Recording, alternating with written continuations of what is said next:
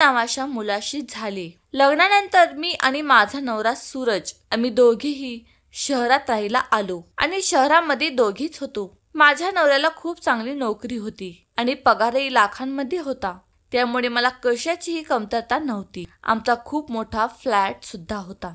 मला कधी कधी वाटायचं की मला नवरा खूप चांगला मिळाला आहे आणि काही दिवसापूर्वी शहरामध्ये राहायला आलो होतो। एका दिवशी माझा नवरा 17 वर्षाच्या मुलीला घरात घेऊन आला आणि तेव्हा मला धक्काच बसला। नवरा म्हणाला, ती मुलगी खूप गरीब आहे आणि नवरा म्हणू लागला, आणि आजपासून आपल्या इथेच राहील, तिला कामाची गरज आहे। मी म्हणाले, आपल्या इथे काय काम आहे, मी सर्व काही काम एकटी करू शकते। तेव्हा नवरा म्हणू लागला, तुला काय करायचं आहे, राहू दे ना, ती घरातली सर्व काही काम करेल। नवऱ्याने असे म्हटल्यामुळे मी सुद्धा ठीक आहे हो म्हटलं। पण घरामध्ये एक अनोळखी आणि तरुण मुलगी असे कामाला ठेवणे मला काही चांगलं वाटत नव्हतं आणि ते मी नकार देत असताना सुद्धा नवरा तिला कामाला ठेव, घरातली सर्व काही कामे करेल असे म्हणू लागला।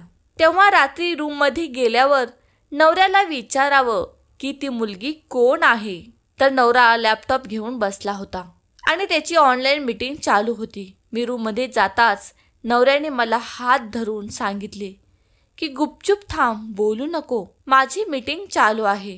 माझ्या दिवसभर डोक्यामध्ये विचार चालू होता की ती मुलगी कोण असेल, का आली असेल आणि कशासाठी माझ्या घरात आली असेल। माझ्या घरात करण्यासारखे कोणतेच काम नाहीत। मी बेडवर एका बाजूला झोपले। मला कधी झोप लागली हे कळालंच नाही। मला सकाळी 8च्या सुमारास जाग आली। तेव्हा मी पाहिले तर माझा नवरोबा माझ्या रूम मध्ये तर नव्हताच। मी पटकन उठले आणि बाथरूम मध्ये पाहिले, नंतर किचन मध्ये पाहिले, तेव्हा मला नवरा किचन मध्ये दिसला। त्याचे हात त्या मुलीच्या हातामध्ये होते आणि तो तिला पैशाचे 2 बंडल देत होता। ती मुलगी रडत होती। माझा नवरा तिला शांत बस, रडू नको म्हणून सांगण्याचा प्रयत्न करत होता, तरी सुद्धा ती मुलगी काही गप्प बसत नव्हती। तिच्या डोळ्यातून अश्रू वाहत होते। तिला पैसे दिले आणि घराच्या मेन गेट मधून माझा नवरा बाहेर गेला। मला हे प्रकरण काय चालू आहे मला काही कळत नव्हते। मला आता थोडं घाबरल्यासारखं झालं होतं।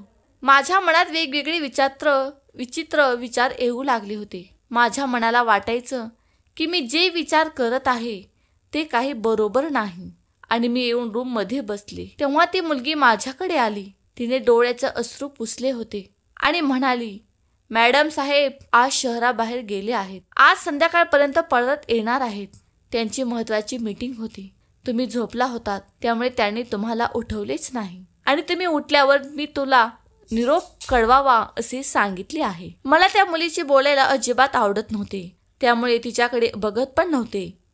आता मी माझ्या बेडरूम मध्ये जाऊन बसले होते आणि विचार करू लागले होते, माझ्या लग्नाला फक्त 1 महिना झाला आहे। माझ्या मनात खूप वेगवेगळे विचार येऊ लागले। तिच्याबद्दल जाणून घ्यायचा मी काही विचार करत होते, पण नवऱ्याने मला काही करून दिलेच नाही आणि तिच्या हातामध्ये पैशाचे बंडल देत असताना मी बघितले होते। नवऱ्याला मी फोनवर बोलण्याचा विचार करत होते। मी फोन केला पण फोन बंद आहे असं म्हणत होता। त्याचा फोन बंद असल्याची ही पहिलीच वेळ होती। या अगोदर माझ्या नवऱ्याचा कधी मोबाईल बंद राहायचा नाही। मी खूप गोंधळून गेल्यासारखे झाले होते। ती मुलगी माझ्या रूम मध्ये येते, चहा देते आणि मॅडम म्हणते। मी तिला विचारते, तुझं नाव काय आहे? मग ती म्हणाली राखी। तिच्या पण मोबाईल होता, तिच्याकडे पण मोबाईल होता आणि तो व्हायब्रेट मोडवर होता। ती फोन रिसीव्ह करण्यासाठी माझ्या बेडरूमच्या बाहेर पळाली। मला दुरून ऐकून येत होते की ती म्हणाली,